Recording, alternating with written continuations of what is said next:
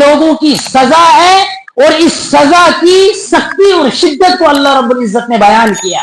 کہ سب سے پہلی چیز جو ہے اس کو اللہ رب العزت نے فرمایا وَيْلٌ لِكُلِّ ہُمَزَةٍ، بڑی خرابی ہے ہر اس شخص کے لیے ہمزہ جو پیٹھ پیچھے عیب بیان کرتا ہے، پیٹھ پیچھے دوسروں کی غیبت کرتا ہے۔ نبی علیہ الصلوۃ والسلام نے فرمایا صحابہ سے، مسلم شریف کے اندر روایت ہے، کیا تمہیں معلوم ہے غیبت کس کو کہتے ہیں؟ صحابہ نے جواب دیا یا رسول اللہ اور اس کے رسول ہی زیادہ بہتر جانتے ہیں۔ نبی علیہ الصلوۃ والسلام نے فرمایا کہ کسی اپنے بھائی کی پیٹھ پیچھے اس کے عیبوں کو ٹٹولنا، اس کے عیبوں کو تلاش کرنا،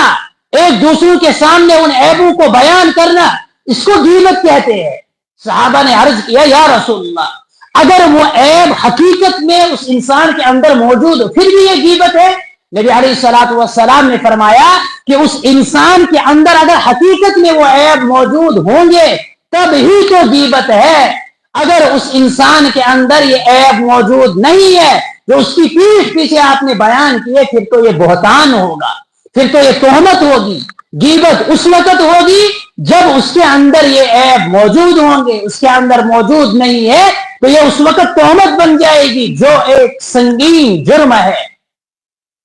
تو اللہ رب العزت نے فرمایا کہ اس غیبت کرنے والے کے لیے ویل ہے، جو جہنم کی وادی ویل ہے وہ اس شخص کے لیے ہے جس کے بارے میں آگے اگلی آیات میں اللہ رب العزت نے اس کی شدت اور اس کی سختی اور اس کی ہولناکیوں کو بیان کیا کہ وہ ویل کتنی خطرناک اور کتنی شدید وادی ہے کہ جس میں ان لوگوں کو ڈالا جائے گا۔ غیبت کے بارے میں اللہ رب العزت نے قرآن کریم کے اندر فرمایا یا ایھا الذین آمنوا اجتنبوا کثیرا من الظن، کہ ایمان والو بہت سارے گمانوں سے بچو، اس سے کہ جو بعض گمان ہوتے ہیں وہ انسان کو گناہ تک لے جاتے ہیں۔ ان بعض الظن اثم، کہ بعض گمان انسان کا خیال کرنا وہ ایسا ہے، وہ یہ کرتا ہے، اس کے یہ کام ہے، اس کے یہ افعال ہے، یہ گمان کرنا بھی بسا اوقات انسان کو گناہوں تک پہنچا دیتا ہے۔ پھر اللہ رب العزت نے فرمایا وَلَا يَغْتَبْ بَعْضُكُمْ بَعْضًا أَيُحِبُّ أَحَدُكُمْ أَن يَأْكُلَ لَحْمَ أَخِيهِ مَيْتًا فَكَرِهْتُمُوهُ، اللہ رب العزت نے فرمایا وَلَا يَغْتَبْ بَعْضُكُمْ بَعْضًا، اس غیبت کی مذمت کو بیان کیا کہ ایک دوسرے کی غیبت مت کرو، ایک دوسرے کے عیبوں کو مت ٹٹولو، ایک دوسرے کے عیبوں کی کوہ میں مت پڑو، ایک دوسرے کا پیچھا اس لیے مت کرو کہ میں اس کے اندر کے عیبوں کو ٹٹولوں گا، ان کو نکالوں گا اور دنیا کے سامنے بیان کروں گا، اس لیے ایک دوسرے کے پیچھے مت پڑو، یہ بڑا سنگین جرم ہے۔ اللہ رب العزت نے فرمایا کیا تم پسند کرتے ہو ان یاکل لحم میتن ان یاکل لحم اخیہ میتن، کہ تم اپنے مردار بھائی کا گوشت کھاؤ گے، اپنے مرے ہوئے بھائی کا گوشت کھاؤ گے؟ کیا تم یہ پسند کرتے ہو؟ کیا تمہیں یہ اچھا لگے گا کہ تمہارا مرا ہوا بھائی قبر سے نکالا جائے گا اور اس کے گوشت کو تمہارے لیے تیار کیا جائے گا اور تم کو کھانے کے لیے دیا جائے گا؟ تم اس کو پسند کرو گے؟ تمہیں یہ چیز پسند ہوگی؟ تم اس کو گوارا سمجھو گے؟ انسان کی تعظیم تو الگ ہے، اگر کوئی اجنبی آدمی ہوگا وہ کسی اجنبی انسان کا گوشت کھانا پسند نہیں کرے گا تو بھائی اپنے بھائی کا گوشت کھانا کیسے پسند کرے گا؟ اللہ رب العزت نے خود آگے فرمایا فَكَرِهْتُمُوهُ، تم ایسا بالکل نہیں کرو گے، تم اس کو ناپسند کرو گے، تمہیں یہ کام اچھا نہیں لگے گا، یہ کام تم کو برا لگے گا، تم ایسا نہیں کرو گے۔ جب تم ایسا نہیں کرو گے تو پھر تم اپنے بھائیوں کی غیبت کیوں کرتے ہو؟ گویا کہ اپنے بھائی کی غیبت کرنا یہ ایسا ہی ہے جیسے کہ مردار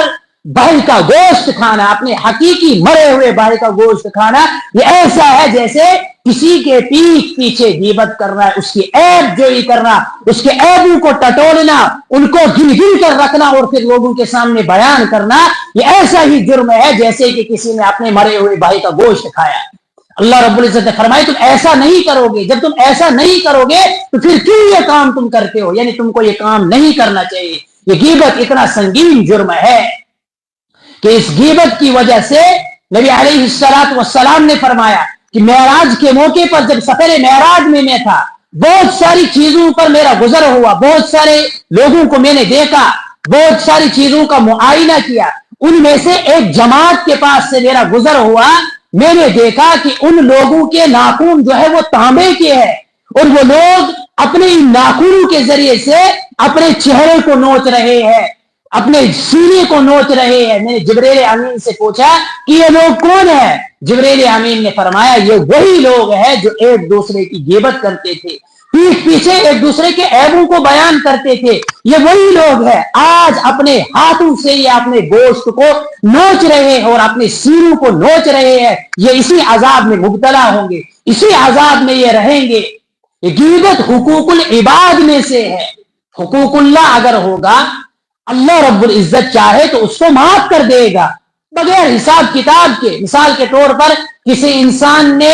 نماز چھوڑی، کسی انسان نے زکوٰۃ چھوڑا، نماز اللہ کا حق ہے اور زکوٰۃ اللہ کا حق ہے، استطاعت کے باوجود کسی نے حج کرنا چھوڑ دیا، یہ خطرناک جرم ہے، بہت سنگین جرم ہے، لیکن حقوق اللہ ہے، اللہ کا حق ہے۔ اللہ اگر چاہے تو اس انسان کو معاف کر سکتے ہیں، اس کو معافی دے سکتے ہیں، لیکن حقوق العباد جو ہے، جو بندے کا حق ہے، جب تک نہ بندہ خود معاف کرے گا تب تک اللہ بھی اس کو معاف نہیں کرے گی۔ روایت میں آتا ہے نبی علیہ الصلوۃ والسلام نے صحابہ کرام سے پوچھا اتدرون من المفلس، کیا تمہیں علم ہے، تمہیں خبر ہے، تم جانتے ہو کہ مفلس کون ہے، غریب کون ہے؟ صحابہ نے کہا من لا دینار ولا درہم، وہ شخص جس کے پاس دینار و درہم نہ ہو، پیسہ نہ ہو، بنگلہ نہ ہو۔ ہمارے نگاہوں میں، ہمارے خیال میں مفلس وہی ہے، غریب وہی ہے۔ نبی علیہ الصلوۃ والسلام نے فرمایا کہ مفلس وہ نہیں ہے جس کے پاس دینار و درہم نہ ہو،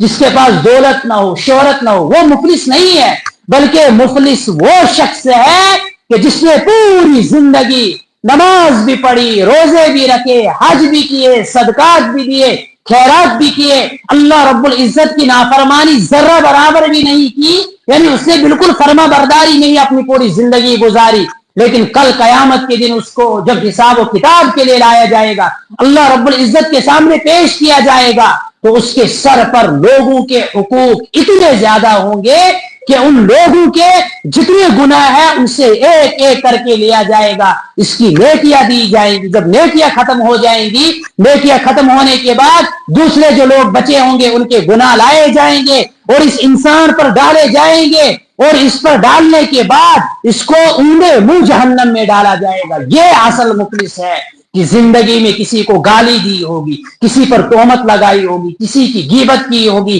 کسی کی زمین ہڑپی ہوگی، کسی کا مال ہڑپا ہوگا، کسی کا پیسہ لیا ہوگا، کسی کے ناجائز تہمت لگائی ہوگی، زندگی میں ایسے کارنامے اس نے انجام دیے ہوں گے کہ جن کا تعلق بندوں کے حقوق کے ساتھ ہوگا، تو آج ان بندوں کو ان کا حق دیا جائے گا اور وہ نیکیوں کی صورت میں دیا جائے گا، اور اس عالم میں دیا جائے گا جہاں انسان ایک ایک نیکی کے لیے ترسے گا۔ اس وقت اس کی حالت یہ ہوگی کہ جب اس کی نیکیاں ختم ہو جائے گی تو اس پر ان کے گناہ ڈال کر اس کو جہنم میں ڈالا جائے گا۔ یہ اصل مفلس ہے۔